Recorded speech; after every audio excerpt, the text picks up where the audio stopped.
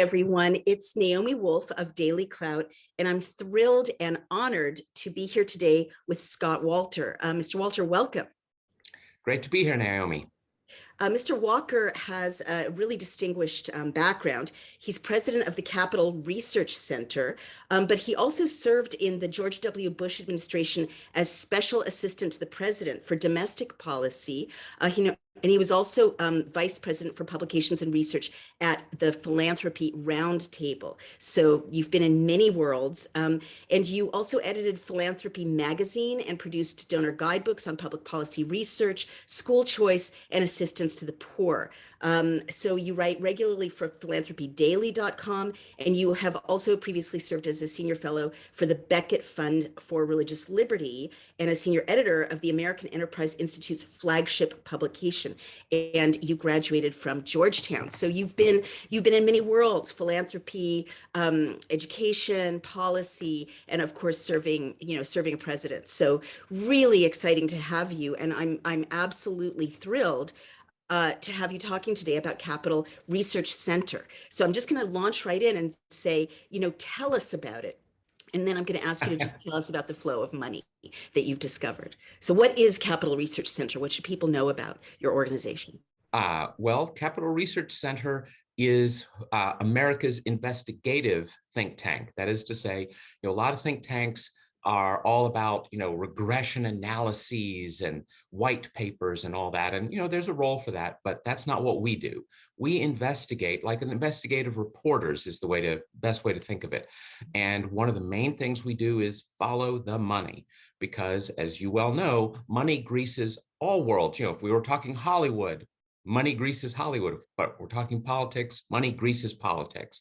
Obviously business as well. So we focus on the parts of the political world that don't get the proper attention from places like networks, New York Times, and the rest. Sometimes they will do it, but you can tell pretty quickly they're out to get a few people here and they're covering up for other people there. So we want to uncover what they cover up. And we want to help the average American understand it and follow it. Fantastic. I'm just gonna, you're very diplomatic and you're very kind, but I'm just gonna see if I can translate that for people who are maybe not really picking up what you're throwing down there. I think what you are sharing, and it's something that a lot of people believe, and there's truth to it. I hate to say it as a lifelong Democrat.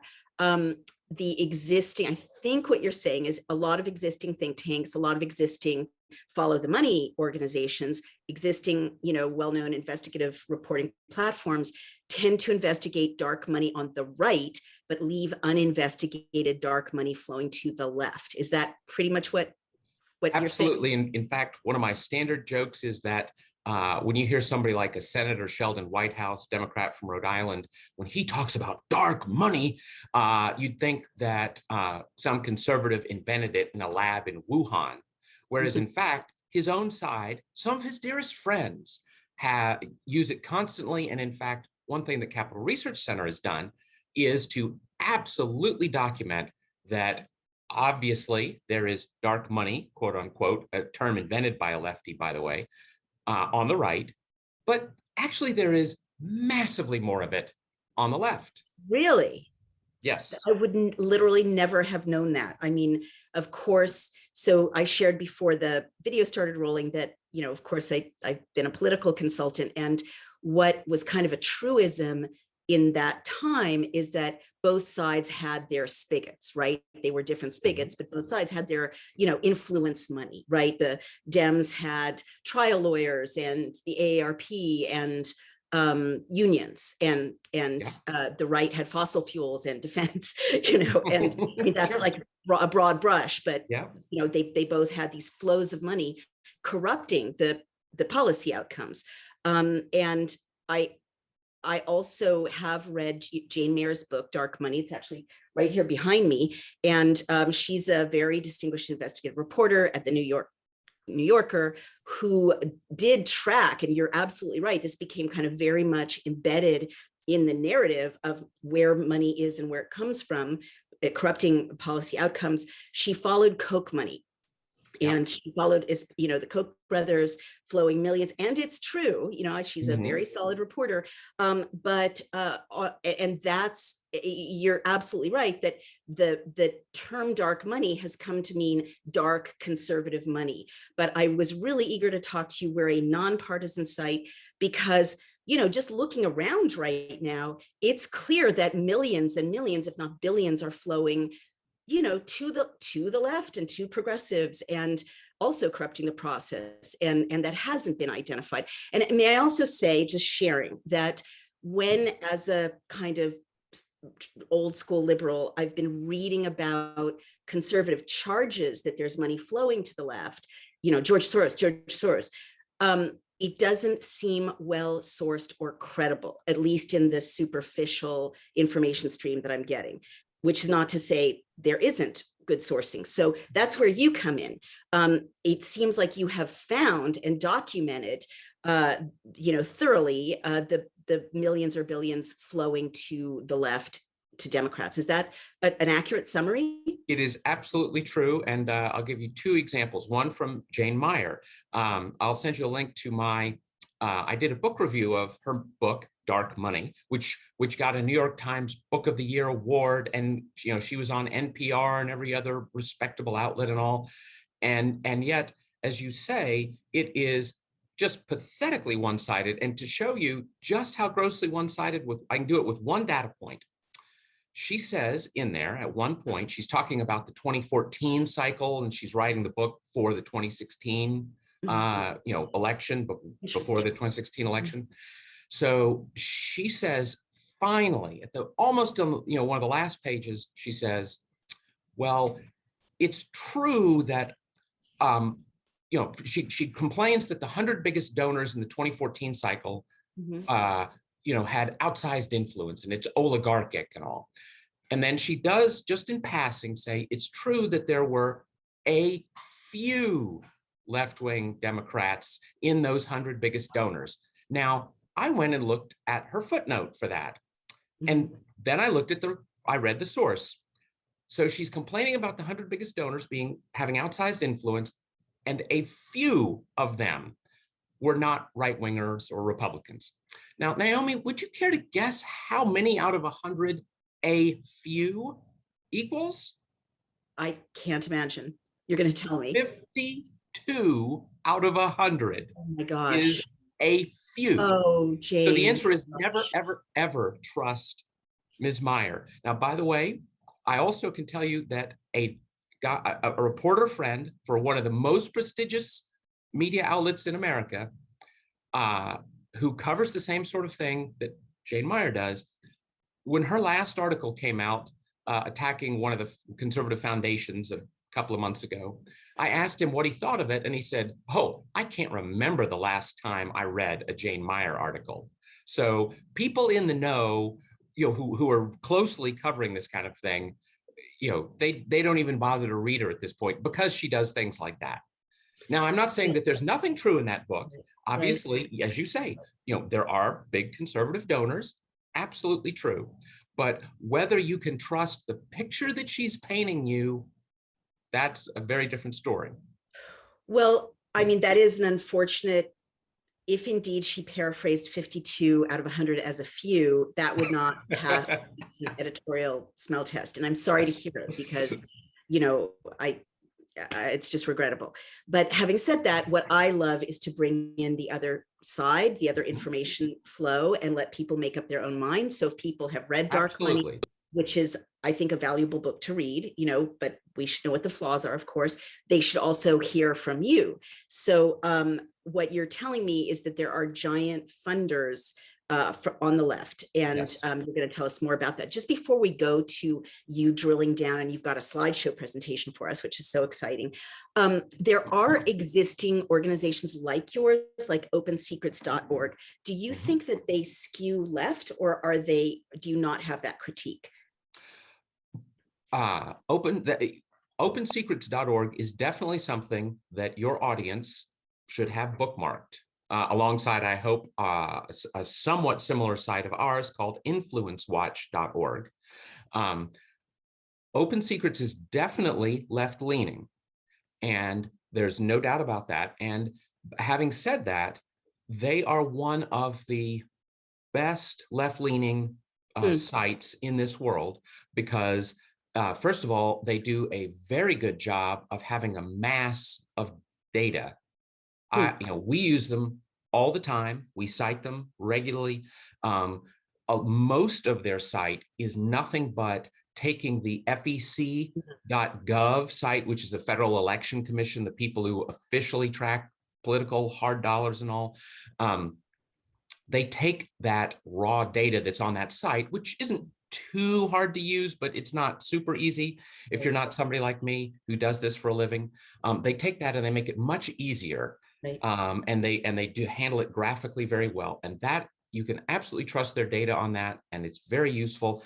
Now, from time to time, they will do their own sort of analysis, narrative analysis, and they lean a little left on that, but not in the kind of way that I just described Jane Meyer doing. So I Oh, really do okay. have great respect. So you do recommend opensecrets.org. So let's ask one more question before we go to your slideshow. You served, directly at the table, with policy outcomes, policy development for a President Bush Jr.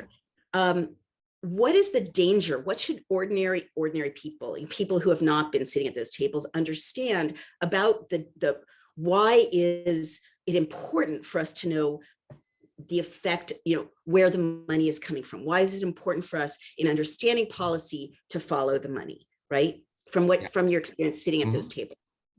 Yeah. Well, now that you mention it, it's an interesting point that it was rare. I have a very hard time thinking of a time when there was, they're big. all the West Wing offices and old executive building offices have tables because they exist through meetings, right? Everything exists with meetings, and it is hard to recall any mention of that kind of outside money. Now, I wasn't in the political strategy meetings, obviously, because I did policy, but when we talked policy, the money rarely came up. But that doesn't, of course, mean that there's not sort of a gravitational pull with such things. And when you're talking, I'm sure, when Karl Rove, for instance, was talking about here's our strategy for the Senate, how do we keep the Senate or protect House members? I'm sure money came up in those kinds of contexts. But in the case of the George W. administration, I did not see much like that. But Okay. that's not the elections fighting. That's Right. figuring out, what do we think is good for policy. Now, what does come up is members of Congress. So you have, well, that might be the ideal policy, but there is a committee chairman who really hates it, and we need him on a completely unrelated issue. Gotcha. And, we may not be able to push too hard on that ideal policy because Right. we can't upset that committee chairman.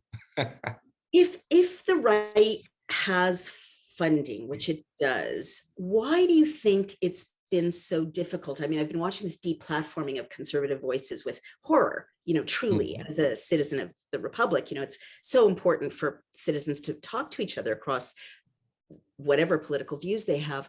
Why do you think the narrative that has latched into everyone's consciousness is that all the money that flows is bad? I mean, apart from the Jane Mayer thing, is all the bad money is on the right, and the media is so reluctant to scrutinize the bad money from the left. And let me give you just one example from my own experience.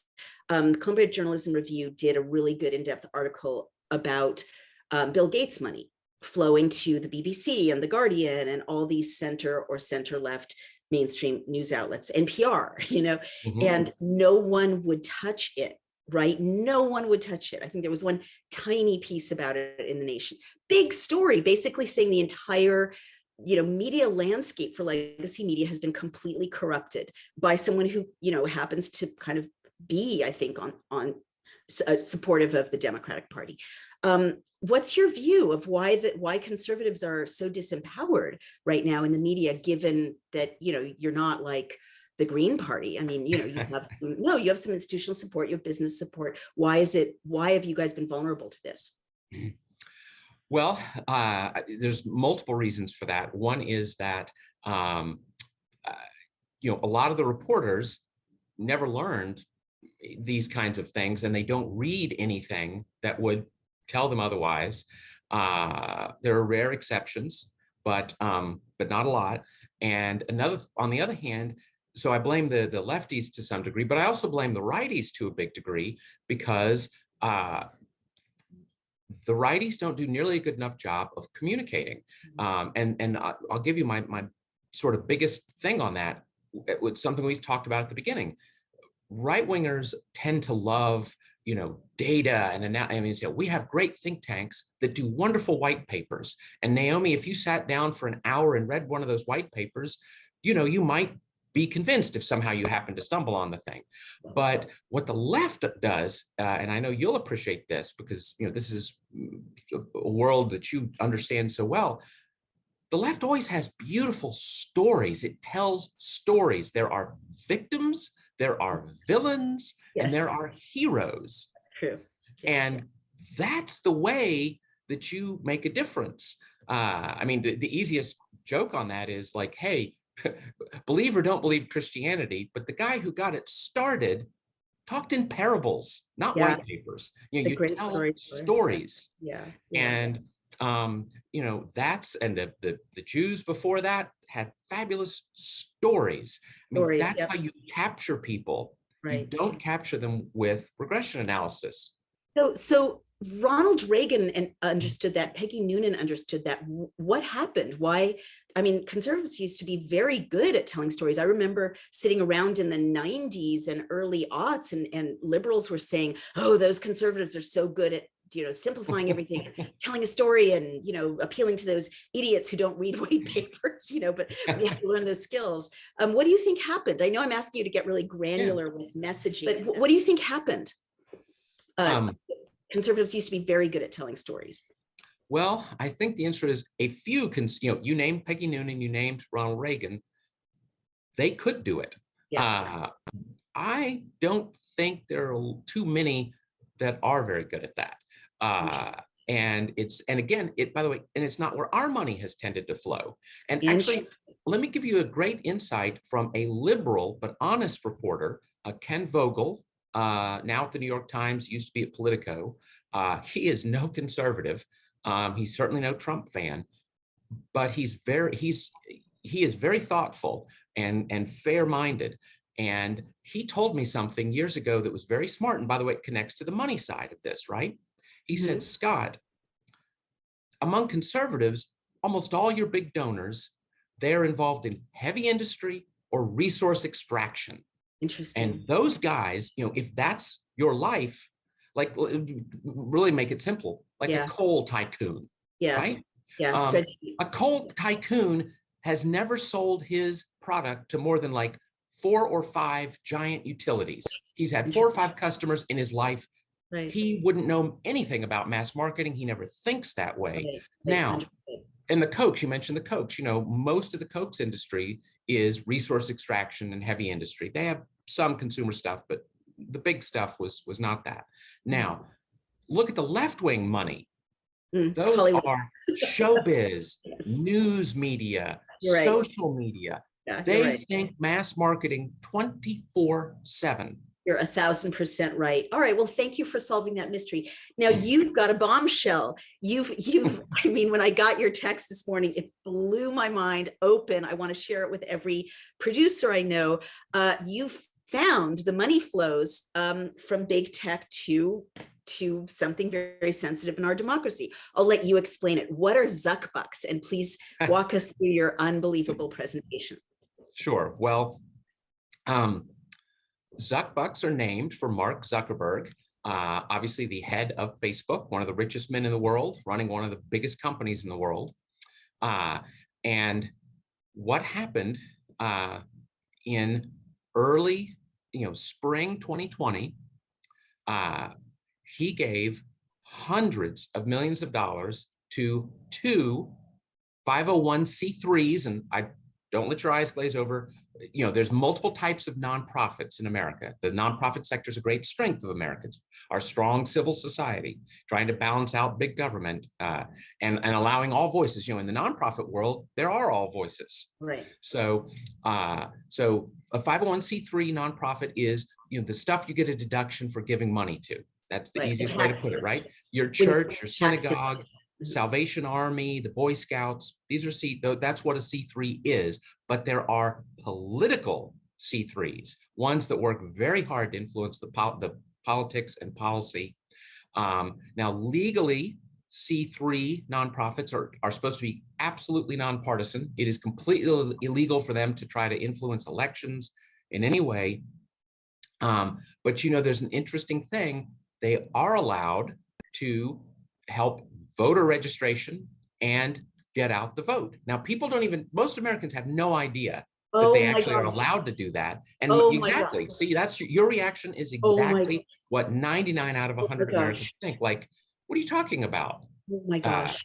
But it's true. Now, again, with this little nuance, they can do voter registration and get out the vote, but they absolutely cannot do it in a partisan way. It has to be nonpartisan. But so think 1950s, right? Somebody's got a little card table set up in front of the grocery store and saying, register to vote. Right. That's not what's happening. Of course, that's not what's happening. We have computers, we have data sets. In fact, Facebook sort of knows a little bit about data sets, I think. Oh, God. So we have what's called micro-targeting, where you ping people now, and by the way, not just left, right. It's not remotely as crude as left and right. It says, what are your hot button issues? Maybe you're consider yourself a strong environmentalist, but you're not really for abortion, right? You're complicated. Like the average American doesn't fit neatly in left and right. As I said, you might be anti-abortion, but very environmentalist, or vice versa, or this, that, or you might only care about gun issues, or who knows? But the answer is the people with the data know. So they know how to push your buttons. And they also know more generally, if you're anybody involved in politics now, you win it's not complicated. You win elections with votes, which means you have to register people to vote and you have to get them to vote.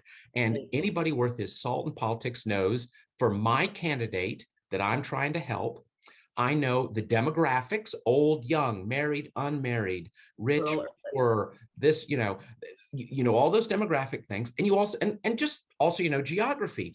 These parts of this state are friendly to me, right?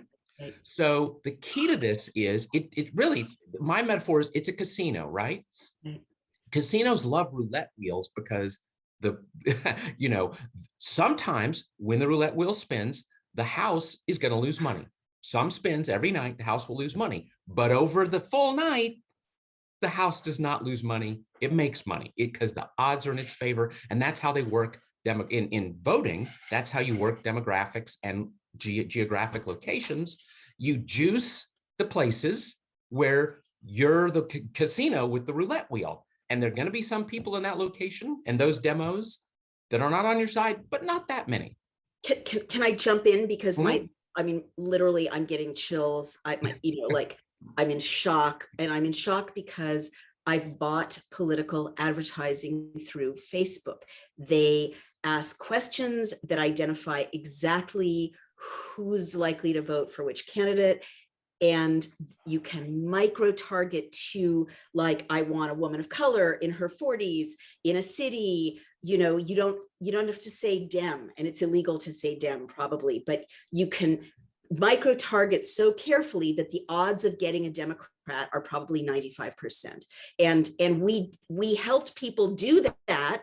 And, in order to drive an outcome for Democrats, and we did it through Facebook advertising. So I don't know what kind of wall there is between Facebook data and this nonprofit, or these nonprofits that you're describing, and the election mechanism, but I'm telling you right now that unless there's no, permeation at all, this is a way to game the elections directly.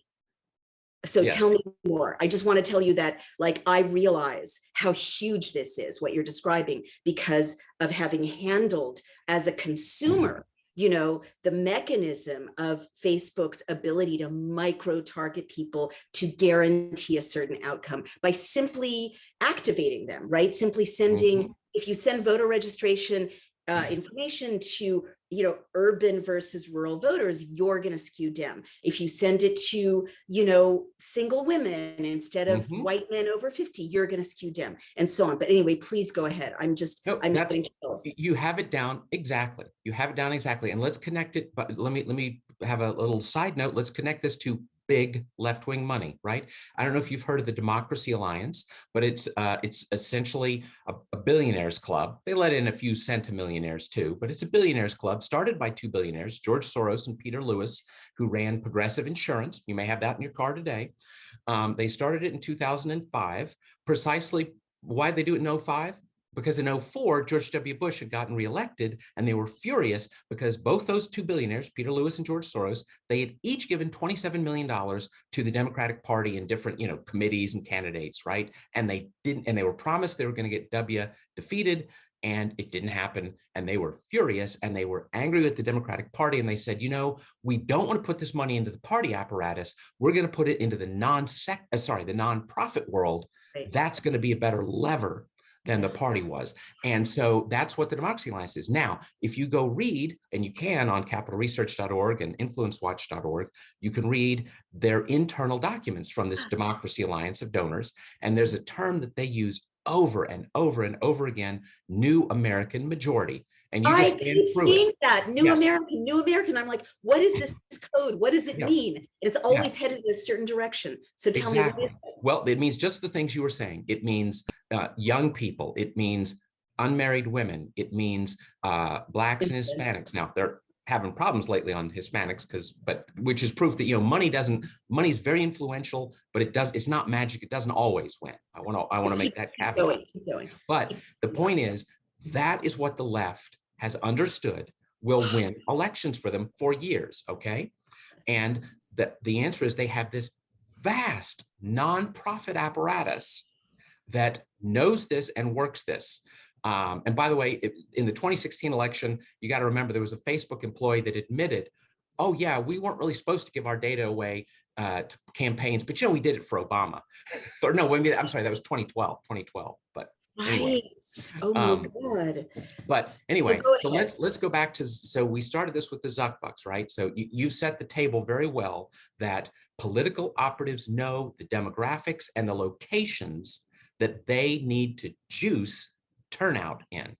But let me just stop you there. Is the information, the data information flowing, and I don't think this is illegal, though it should be, it's certainly unethical, from Facebook directly to political operatives, or does it have to go from Facebook, presumably, I'm guessing, to the C3, and then the C3 engages on a grassroots level in election education, which is really partisan?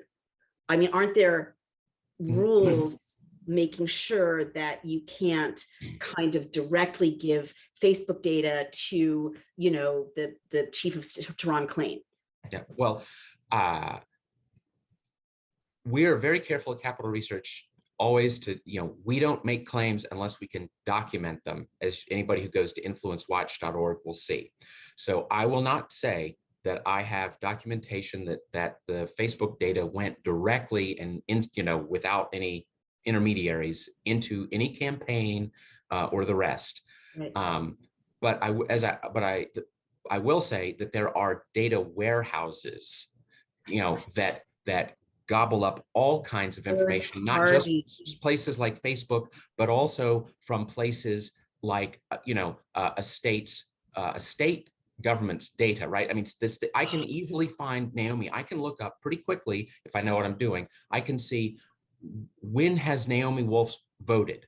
Okay, well, she voted in the Democratic primary a couple of elections back, but she hasn't voted at all since. So what does that mean? That means Naomi's probably seems to be a Democrat, and I need to get her back voting. She let her registration slide. She hasn't been voting. I'm going to get her registered. I'm going to get her to the polls because I can tell she's a Democrat.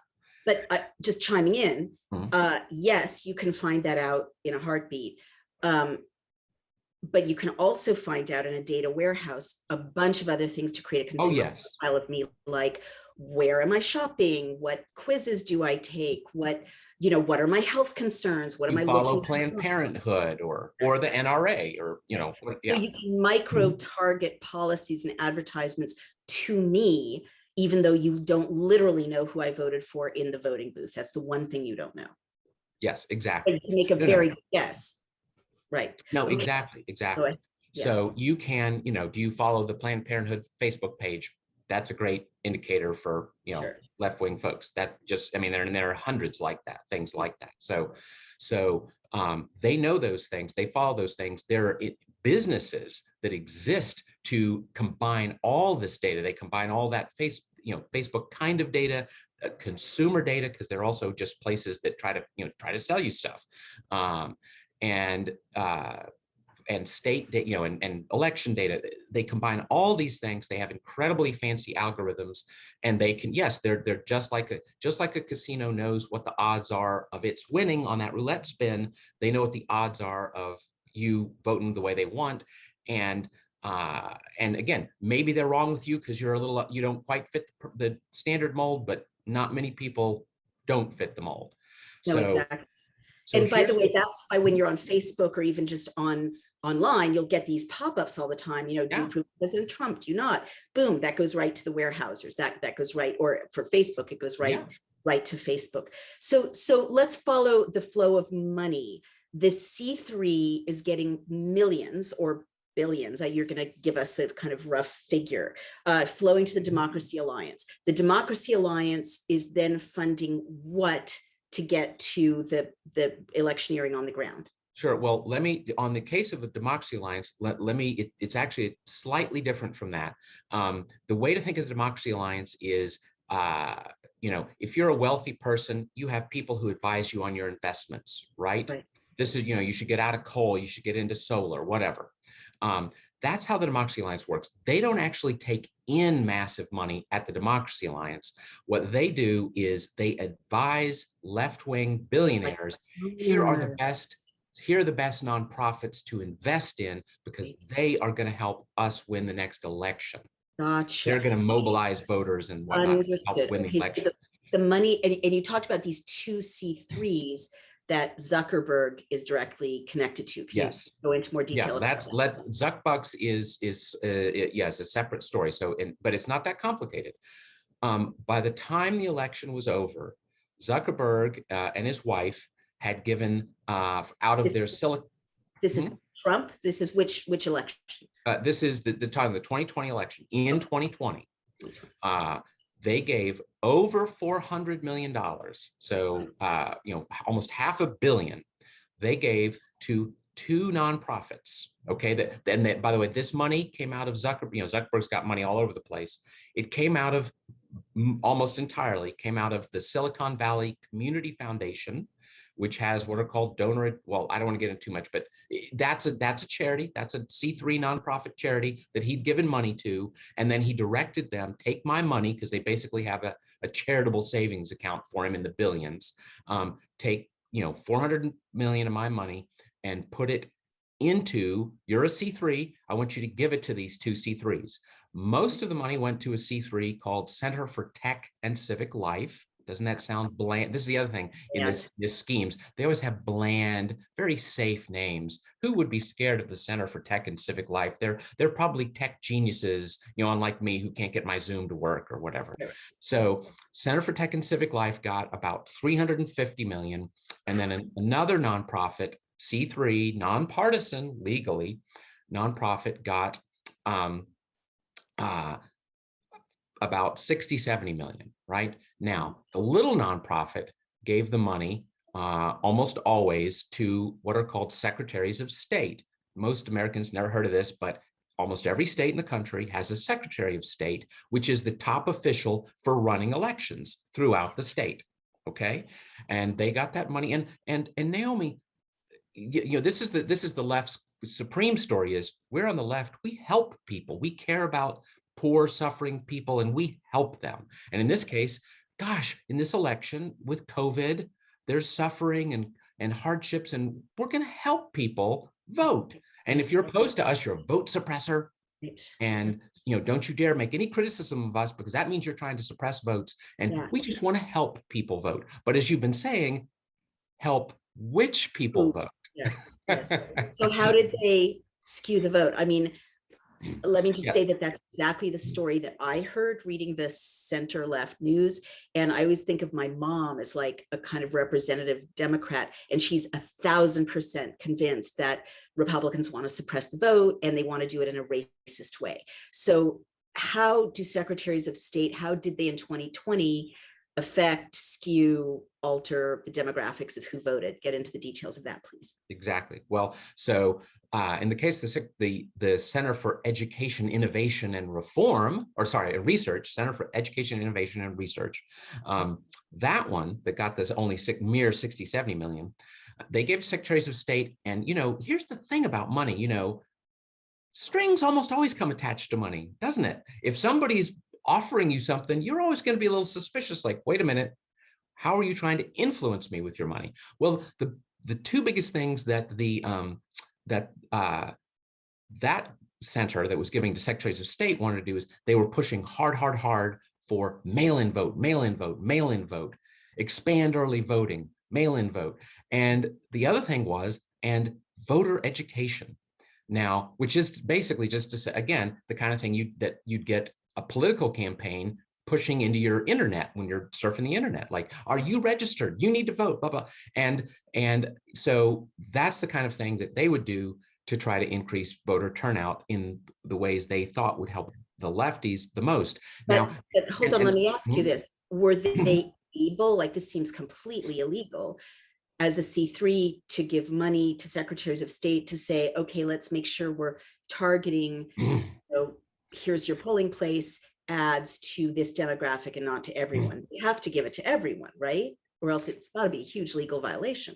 Well, here's the thing. This is one of the amazing parts of Zuck Bucks. Nobody had ever dreamt of dropping $500 million directly to government offices. Nobody ever dreamt of that. So is that basically legal? It's bribery. Well, here's the thing. Nobody dreamt of. I mean, I give the left credit. It was brilliant. Yeah. And it was so brilliant because nobody had thought of it. And because nobody thought of it, there are no laws against this. Who ever heard of such a thing? Right? Right. Yeah. And it's like again, League of Women Voters would be the kind of like nice old fusty ladies in hats helping people vote in the past, right? Rather than giant tech moguls, with sophisticated data targeting. Yes. Anyway, although I will tell you that the League of Women Voters is a prime example of left-wing dark money and completely skewed leftward. Well, they are not trying to get evangelical church-going ladies registered and to the polls. So we can let's bracket that, because I'm sure you're right. Nothing's innocent anymore. Maybe it never was, but let's go back to how exactly did the money from these nonprofits affect secretaries of state in getting out certain voters rather than others? I don't see the discrimination yet. Yeah, well, here's the question of whether you should trust them that they were all safely nonpartisan, because there was one state, and by the way, a absolutely critical battleground state, one that people were shocked Donald Trump won in 2016. Let's see how it happened there, and that's Michigan, which, by the way, has a very left-wing Secretary of State, Jocelyn Benson, whom I can show you on tape working with one of the most gigantic left-wing dark money empires. It's something called Arabella Advisors, on a Zoom call of theirs, talking to big donors on the left, telling them, you need to help us carry out this election. No. Because we need to have lots of mail-in voting. Now, in the case of Michigan, the money did not go from that Center for Education, Innovation and Research into Jocelyn Benson's Secretary of State account. No, Ms. Benson is a real pro at this. She had some time back created a 501c3 nonpartisan nonprofit, and they got them in the Michigan case. That's where the money went. And Naomi, guess what that nonpartisan C3 did with its Zuck bucks that it got? It hired 2 of the top Democratic PR firms in Michigan to do voter education. voter education. Now, if you think those Democrat PR firms evenly spread Oh my their God. Oh targeted God. advertising Oh God. I to know what you're. educate voters, I have a bridge in Brooklyn to sell you. Oh my God. And so so I know these people at the national level, the Democratic PR firms, and they have a whole network of Democratic press and Democratic messaging, and even the way they would say things would skew people in one direction or another. Yeah. So, do you care about student debt? I mean, we did this, right? We had some Democratic clients, and it was like, talk about healthcare, and it sounds nonpartisan, right? But it's highly partisan, right? So if you just say, be sure to vote, kids' futures are on the line, that's going to, make sure to protect education. I don't even know if that's legal to do, but the way you message how to get out the vote is going to turn out some people rather than others. Protect our military might, am I going down a rabbit hole? Are these illegal to say anyway? Like, how would, I'm guessing, but in your experience, how would Democratic PR firms make sure that Democrats were getting the get out the vote message? Well, for instance, one thing they would do is, and we know this is something Zuckbucks absolutely went to, is we need to be fair. We need to have advertising in foreign languages. Now, off the top of my head, I can't say I can document this, but I'd love to dig, in our digging, we're going to keep digging. And I very much hope that we will uncover this. I bet they didn't do a lot of advertising, for instance, in Vietnamese, because the Vietnamese ethnic group tends to skew conservative. Wow. But I bet you they did a lot in Spanish, Oh so they're gonna, that this is oh the my way, gosh. these are the ways that you're not overtly, you're not saying vote for Joe Biden, but again, you're pushing the right buttons. As you said, this is what political operatives on all sides, this is their 24/7 job. And how do we micro-target the right people? God, these Democratic firms, PR firms, have their own databases from those warehouses where they can go, let's target, Mexican Spanish speakers, not Cuban Spanish speakers, so that we won't get the conservative Spanish speakers. They can go. You're right. Have a Mexican accent versus a Cuban accent in Spanish, both in Spanish. Right. Yeah. Wow. No, I know that this is true. And then how do mail-in votes affect this? And also, isn't it illegal? We're seeing a lot of this, right? We're seeing the CDC doing this in very nefarious ways. Different government agencies are outsourcing some key part of government practice or accountability to nonprofits, which are really serving third parties, with special interests. Like we're seeing that. I mean, Zuckerberg is involved in, CDC Foundation and, other medical stuff that we're seeing, COVID related stuff, vaccine related stuff. But isn't it illegal? I mean, I'm working with people who are bringing a call for a grand jury investigation into the way the CDC outsourced to a Gates-funded third party COVID data management, right? Because it violates certain regulations at the government federal level. Doesn't this violate FEC law to bring in these unaccountable third parties and isn't government messaging about getting out the vote supposed to be just done by government agencies and not by for-profit partisan third parties? I mean, this is so corrupt. Well, again, precisely because Americans don't have much knowledge about this whole nonprofit shadow world of influencers that are extremely good at masking themselves blandly. I've testified to the Georgia Senate in multiple states. I was testifying to the Georgia Senate about Zuckbucks, and there was an angry woman senator who's like, weren't they just paying for masks for poll workers?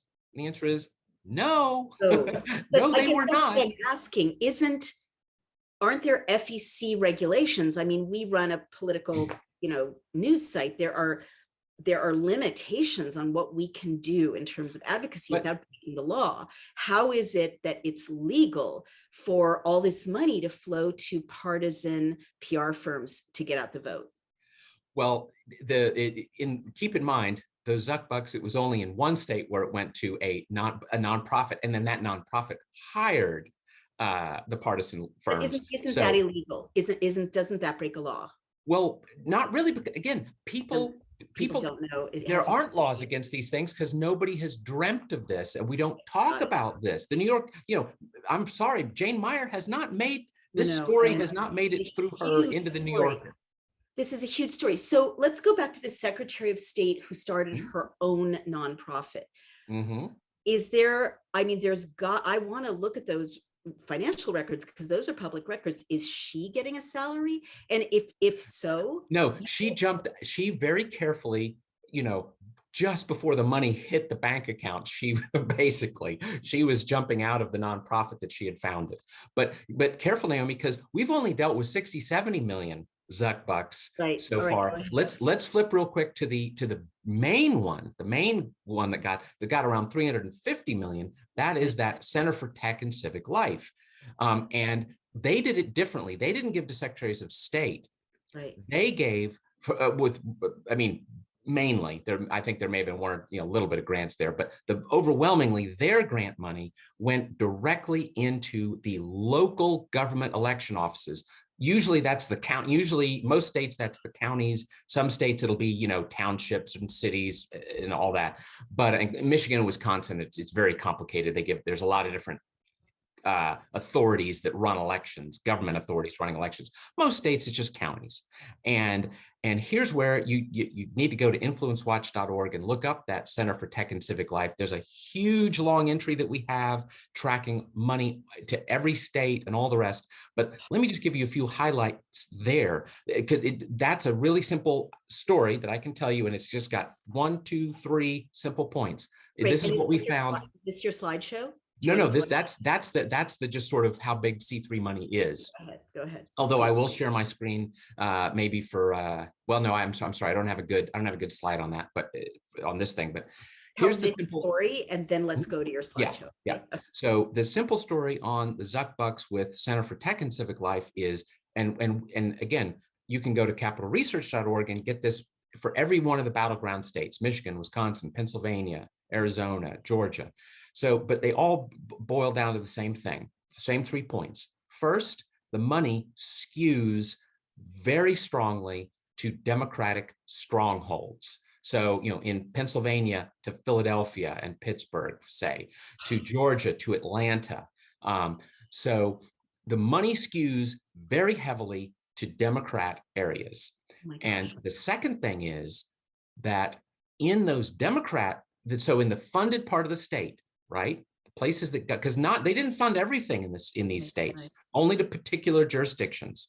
And in the jurisdictions that got the Zuck bucks, the Democrats, surprise, their improvement in 2020 for the presidential vote versus 2016, their improvement was much stronger than the way Democrats improved in the unfunded part of the states. Now, Democrats did better typically in most parts of the state, but much, much better. What you can see, the point is, think of it as medicine, right? You had a rash all over your body and you put medicine on one side and it improved a whole lot more than the other. Okay, right? let me jump in, if I may, and restate what I think they've succeeded in doing. So it's illegal. I mean, you lose your C3 status, which means you can't give donors a tax deduction, for a nonprofit, a C3, to lobby for a political outcome. It is totally illegal. However, by using targeting, geographic targeting and demographic targeting, these Zuck buck funded C3s have gotten around that prohibition and are effectively engaging in, as you say, partisan support for hyper empowering, hyper educating just those parts of the country and those people that are likely to vote Democratic. Is that an accurate summary? That's the truth. Although, let me tell you what they would say in reply, because again, just like they have the names that camouflage, they had a great camouflage for what you said. effectively, that's what happened. But what they would tell you, and this is true, they would say, we funded more Trump jurisdictions than we funded Biden jurisdictions. And plus, if any election office that asked us for money, we gave them money. But here, Naomi, this is where they don't want you following the money and looking at the details, right? That is true. Those claims are both true. They funded more Trump jurisdictions than Biden. Now, that wasn't hard because if you remember, Trump won 5 times as many counties in America as Biden. So it would be hard not to fund more. And the other thing is they really did. If any local election office that asked for money got something, they had a minimum $5,000 thank you for playing grant. So it is absolutely true. They were not turning down Republican jurisdictions, but many of those, so here's the way, Naomi, that we have torn the camouflage off that. In all of our reporting, here's what we do. When we look at a state and we look at how the money went, we don't just look at the nominal amounts because, hey, in Georgia is Fulton County, which has Atlanta in it. Of course, I don't begrudge them giving more money to Fulton County, which has a lot more people than some rural Trump County, of farmers in upper Georgia. Sure. But what we did is we were careful to always check what is the per capita funding. Of course, right? That's the only math that makes sense. Yes. So obviously Georgia, the Atlanta County is going to get more money than a rural county. Right. But what was it per capita? So let me give you a couple of those numbers. So here's Pennsylvania, right? Again, critical battleground state. As best we can tell, the per capita funding for and then they finally released their own data. They waited to the absolute last day that they possibly could before they released the full data. But so with the final data in, the Trump counties in Pennsylvania had per capita funding of 60 cents per capita. The Biden counties had $2.85. 60 cents, $2.85. Oh my gosh. Now, Naomi, you may not be a bit of math major, but I bet you can figure that out. Here's Georgia, right? Here's Georgia, which was one of the narrowest wins in the whole country, right? Right. Trump counties per capita, $1.41. Oh my God. Biden counties, $5.33. Oh my gosh. And so again, to put in my words, what is so egregious about that, and we're seeing so much of this kind of lying with how you cherry pick the data, right? They're claiming, oh, we funded every county. Well, there are some counties that have almost no one in them, and they tend to vote for Trump. And other counties have cities of 10 million people, and they tend to vote for Biden. So that's a lying cherry picking of data. And also, as you pointed out, to say, we funded them all, if you don't fund them at the same amount per person, which is what per capita means, then you're really not funding them equally. And so what you've just proven is that these nonprofits did something super illegal. They basically spent a lot of money to get out certain voters rather than others. And they did it through concealment, through kind of whitewashing who's doing what, and through the manipulation of targeted digital data advertising. Because one of the things I'm guessing these get out the vote efforts included is like, where's my polling place? Exactly. Or where to vote. Exactly. I've seen these, we've used them. It's like we had a landing page we built for a client, and it didn't say vote for Democrats, but it gave people, here's how you register to vote, right here, super easy. And we micro-targeted cities where people were likely to vote Democratic. So I know this is true. I know it's effective. And we moved the dial, right? We got people registering to vote, and those cities turned out to vote against Donald Trump. So I'm sitting here saying, you're right, this happens. And it's something that I think Congress doesn't understand digitally. I think citizens don't understand. It is a way of gaming the system. and I'm vouching for its effectiveness because I've done it, as a company. And you're absolutely right. It's like, oh, this is a great way to, move the dial. It seems to be the Wild West out here. No one's stopping us.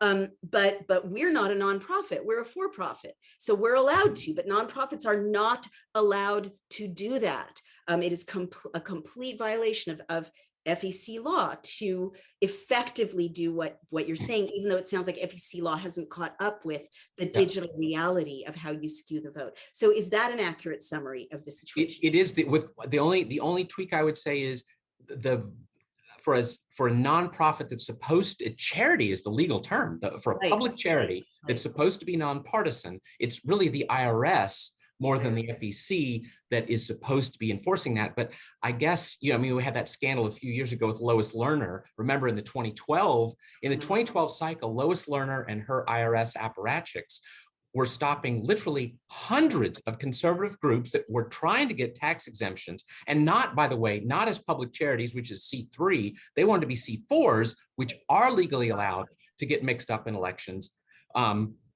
She wasn't allowing even C4s to be created for the 2012 cycle. Wow. Hundreds of them, literally hundreds, were not being allowed to be C4 nonprofits. And let me add to that a data point of how unjust this is. And I'm embarrassed, as a lifelong liberal, it's so wrong.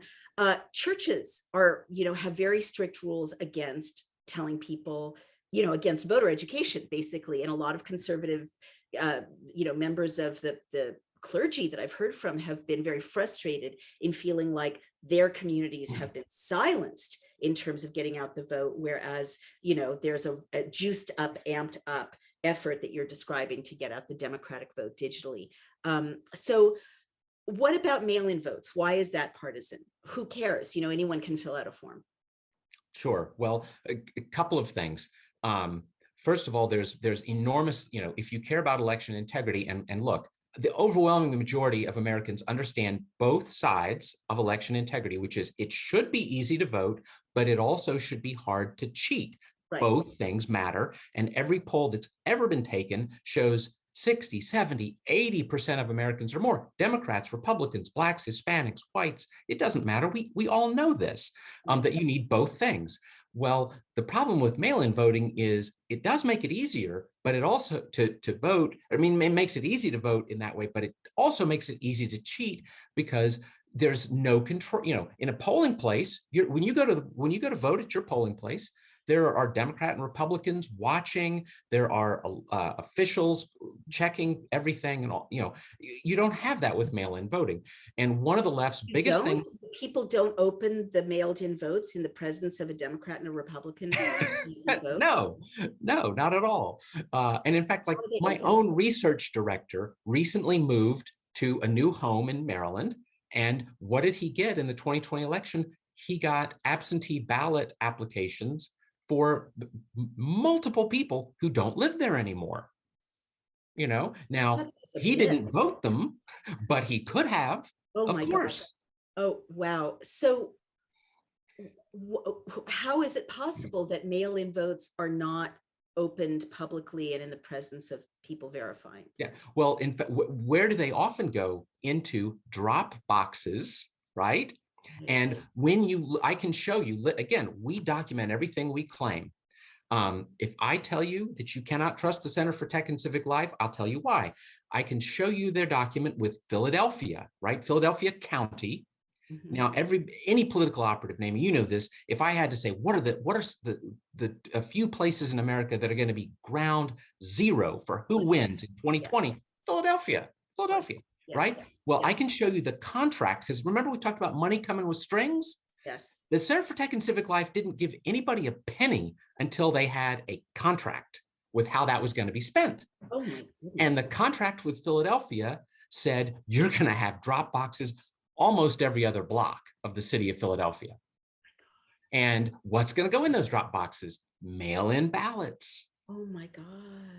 Right? Oh my God. So, this is the way these ingenious people who realize there's no law against this. You'd think there might be a law against it, but there's not. They found the loopholes. But how is it partisan in counting the vote? right? Like I get that drop boxes aren't that secure, but I don't get why they're more likely. I mean, arguably conservatives who are, I don't know, milking cows on a farm, would be more likely to use the drop box when they're in town than, spend a day voting in person. Why is it skewing Democratic to have mail-in ballots? I get that it's less secure. Well, I don't have any claims about it when you get to the counting side of the election. I mean, there may have been problems in the election with counting. I'm agnostic because I don't study that. But it's the first part of the process. It's the mailing things out. So, for instance, lots of those supposedly nonpartisan charities that are actually just left-wing vote turnout operations are getting out the vote. Well, they are sending absentee ballot applications to micro-targeted groups. But, I mean, our devil's advocate, I mean, you guys should get your act together, right? Like that's completely kosher. You should have your own people, getting out the churchgoers and the pro-life voters and the military spouses, right? I mean, that's just a normal part of democracy. That's not nefarious. No, but if the more you have mail-in voting, the more that helps the people on the left who do this. Now, I totally agree, Naomi. I advise donors from time to time, and I plead with conservative donors, like, you guys should be doing this, in part because I would like to, in the end game, I'd like to see it made, I'd like to make it so you're not encouraging mail-in voting. But the way to do that, let me tell you, here's the thing about Zuck and the biased media. If it had been Charles Koch, the conservative billionaire, if he'd cut $500 million to supposed charities that, oh, by the way, we didn't even tell you about who they're staffed with. They're staffed with Democratic operatives. So we can document that. Up, down, and sideways. So the right way to think about this is, imagine that Charles Koch, right-wing billionaire, had given $500 million to a public charity that actually was run by alumni of a Karl Rove Get Out the Vote machine. Understood, because what they're going to know to the precinct is what precincts to focus on, which to ignore, where to make it difficult. And the thing we're leaving out, which is critical, is that Facebook has the ability, without any coordination, no fingerprints, with the C3 or with the people at the election sites on the ground, to micro target, vote by mail, vote by mail, vote by mail, only to people on the Dem side. Is that also a piece of the puzzle? I cannot document that did happen in the election, but I think it'd be, well, again, I think that places like the New York Times and the Washington Post and NPR, they should be investigating that, and they're not. But my point is, they would have if this had been. And by the way, let me be clear. I want right-wing donors to do this so that the New York Times and NPR and whatnot will be outraged, and then we can actually have an honest debate, and I hope change the laws so that charities don't get abused this way. But unfortunately, I've been trying to, my organization tries to educate people on this, and I don't see the New York Times and NPR and AP covering it. So if a right-wing billionaire ever tried this, it would be wildly controversial. Shocking. And then perhaps we could make the laws better for fair and free elections. Gotcha. So I think I have a complete picture of this. I mean, of course, there does need to be investigative journalism or investigations going to individual members, at the places that things are being counted, and at the Secretary of State level, because I'm seeing the same money flow to the boards of education and to school boards, where there's, are family members getting hired? Is there a consulting fee for the nonprofits? Like some unions? Unions. Is money going to unions? Well, no, the unions put money into those elections and to shape those elections. Oh, right. I understand. But the mechanism of how are individuals being corrupted, right? Because it's a big deal for a Secretary of State to, like, it's so corrupt to be, coordinating with to determine the outcome on either side. So there's more investigation to be done, unless you guys have already done it, showing how individuals are benefiting. So are individuals benefiting, or is it just, and it's not trivial, just, parties benefiting? We don't have a lot of documentation on particular individuals, although Jocelyn Benson, obviously, the Michigan Secretary of State we were talking about, that's well documented. Again, I would love to see, your local, the Miami Herald should be looking at this.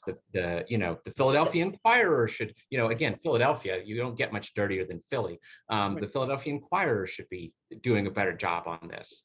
But it's a closed circle now because Silicon Valley is also funding news outlets, so they're not going to bite the hand that feeds them. So let's go quickly, because sadly we could talk about this for hours, but we're a little bit over time. Do you want to walk us through your slideshow? Sure.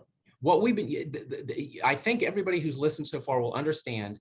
I never thought about the charitable world of C3 nonprofits as being important in elections, but Zuck is the supreme example of this, but the left has been doing this for literally decades without anybody paying attention. So yes, let me share my screen here real quick and just give a very simple picture of what is out there.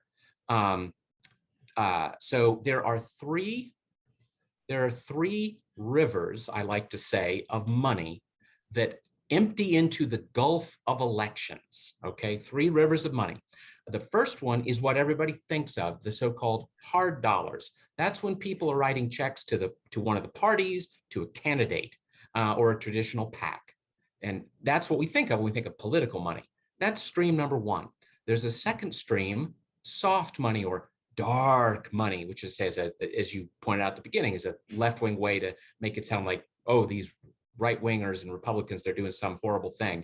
That's money that goes to a particular type of nonprofit, the 501c4. And by the way, people know C4s. Planned Parenthood is C4. National Rifle Association is C4. There's, they're on both sides. And that's a second stream of money. But then there's the third river of money. And that's what we've been talking about so much, the C3 charities, legally speaking. And I don't mean all charities. I don't mean your church, synagogue, and the YMCA. I mean the ones that we're talking about that are engaged in electioneering, engaged in propaganda for one side or the other in politics. Capital Research Center is the only place that has bothered to crunch those numbers, and they will amaze you. So let's put numbers next to those 3 rivers. These are the latest numbers we have are for the 2018 cycle. So this is covering 2017 and 2018. Okay, and it's and both sides. Okay, so here's the thing for the hard dollars to the parties and candidates, $5 billion, right? Yeah. Now, if you listen to somebody like Democrat Senator Sheldon Whitehouse about dark money, the second river, he's completely clear. It controls everything, controls the Supreme Court, elections, everything, right? So $5 billion for hard dollars. What is that dark or soft money river? 133 million. It's not even a rounding error. So by the way, that's one big lie that dark money controls everything. That's both sides, 133 million, okay, in 2018. Now let's see the river that nobody pays attention to, the C3 charity advocacy groups, 21 billion, okay? So let's look at those numbers, right? That is more than 4 times both other rivers combined. This is okay? Huge. Now biggest unreported news story in the last 20 years. Go ahead. So now, okay, so those are the size of the 3 rivers. Now let's look at the partisan breakdown on the 2 sides for those, okay? So here's the partisan split in 2018. For hard dollars, look at that. It's actually pretty even. And by the way, that's pretty steady. In the hard dollar river for years, it's the Democrats and Republicans have basically been playing within the 45-yard lines, okay? Now here's the soft or dark money split. Oh gosh, Senator Whitehouse, it's almost 2-to-1 for the left. Imagine that. And by the way, Naomi, that's 2018 cycle. If I were showing you the numbers for 2020, it would be almost 9-to-1. And yet, just this week, Sheldon Whitehouse has been whining about this. It's preposterous, okay? But now, let's look at that last river that, as I said, you didn't know anything about, and not one American in 100 knows anything about. Here's the 2018 split for that. almost 4-1. And by the way, that's not stable. The last time we crunched these numbers 2 or 3 years ago, it rounded down to 3-1. Now it rounds to 4-1. Oh my God. Unbelievable. Unbelievable, right? And by the way, just to give you an example of what's in that river, I mentioned Arabella Advisors. They're an empire of this stuff, right? Arabella Advisors, just in year 2020 alone, they took in $1.7 billion. Oh my God. And by the way, do you know who, as we speak, the leading group pushing to abolish the filibuster explicitly so they can have Nancy Pelosi change the election laws in all 50 states and control them? Ah, Arabella Advisors is the wow. lead for that. Wow. Wow. So again, go to capitalresearch.org. You can learn all about that. Okay, last slide is we're going to put these first 2 slides together because we're going to show you the rivers in scale, both how they break down and in scale. Okay, so that is to scale. There's soft money. You can barely, can you even see that, Naomi? That's soft money. It's ridiculous, right? You can barely see it, and it's big blue over red. Now here's the hard money to the partisan candidates, okay? And here is what I like to call the Death Star. Oh my God. Oh my goodness. That is oh politically active C3s. And by the way, Naomi, we're grossly undercounting that, really, because you know what we didn't count because it's too complicated. That doesn't count a penny that goes to universities. And I can tell you there are university faculty members who take their grad students, and together all they do is work, try to find ways to boost Democratic Party turnout and do other things that help the left, right? So this is undercounted. Oh, unbelievable. Unbelievable. And by the way, every bit of our data, you can find every bit of our data on our website on this. Totally documented. This is, literally every front page of every news outlet should be covering this. It's incredible for me to see all the media. I'm not even going to say 99%, but all the media focused on those first 2 balls of money and completely ignoring the Death Star. And I'll add one coda to this incredible flow of money that you've identified so helpfully. The recent giant spending bills allocate billions of dollars to the very people who are then funding the C3s that are funding the Death Star. So it's a complete closed circle of rivers of our taxpayer money going to the tech world, which is going to Arabella Ventures, which is going to these 2 C3s or to other C3s that are funding this kind of outcome. Well, you've blown my mind. I can't thank you enough. I hope that we'll have lots of opportunities to follow up on this, and I'll get this out to everyone I know. You're literally a Paul Revere for our era. And you say that, again, I say that, and I think a lot of people watching, I don't say it as a liberal or an independent or a conservative. I say it as an American. This is not good for our democracy. It's clearly holding our democracy hostage. It's not one man, one woman, one vote, if only some people are targeted and other people are suppressed. So this is incredibly valuable. And do you want to tell everyone what the key websites are that they should go to, please? Sure. Mr. capitalresearch.org and influencewatch.org. And the numbers behind what you're looking at there, we have our spreadsheets. You can download our spreadsheets. You can crunch the numbers yourself for all of Zuckbucks and all of this. And in addition to educating themselves, how can people help you? Should they, bring this to their local media? Should they send you donations? What's the answer to this? I should have asked you that. Is there legislation that should be passed to get this kind of money out of our political process? Well, on legislation, I leave it to every citizen and every legislator, but it seems a no-brainer to me that 501c3s should not be allowed to register people to vote or to turn out voters. But by the way, I think most Americans are smart. They don't trust either party. I don't trust either party. I don't want any billionaire doing what Mark Zuckerberg did. Not ones that I agree with, not ones I disagree with. Absolutely. you I think know. a lot of people agree. So should people donate to you? Should they, how can they help? How can Well, they? if you go to capitalresearch.org, you absolutely can donate. And the other thing you can do is you can sign up for our weekly newsletter, which does not ask for money. It just gives you the highlights of our week's research, because we have, Naomi, as you said, I have hours of this stuff, Oh my hours and God. hours. Absolutely mind-blowing. And we at Daily Clout, will publish anything you want to send us. We'll get the word out in any way we can. We cannot thank you enough, everyone. It has been such a pleasure talking to Scott Walter of Capital Research Center. And what an eye-opening time we've spent with you. Thank you so much. And thank you. Well, thanks so much, Naomi. Great to be with you. Take care. Bye-bye.